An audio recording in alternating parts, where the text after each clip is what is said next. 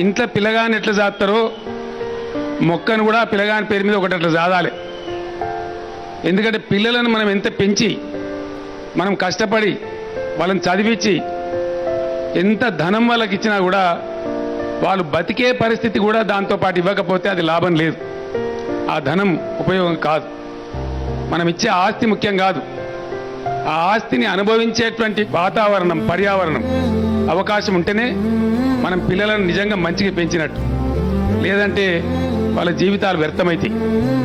ఈ మొక్కలు పెట్టుడు అనేది ఎవరిదో వేరే వాళ్ళ పని కాదు, మన సొంత పని, మన ఇంటి పని. మనకు అడుగడుగులో ఈ మొక్క మన జీవితంతో పెనవేసుకున్నది.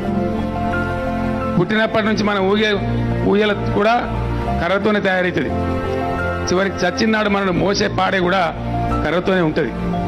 పుట్టిన కాడి నుంచి చచ్చేదాకా మనకు ఆలంబనగా మనతో పాటు ఉండేటువంటి చెట్టును చాలా అపురూపంగా పెంచవలసిన బాధ్యత మన మీద ఉన్నది.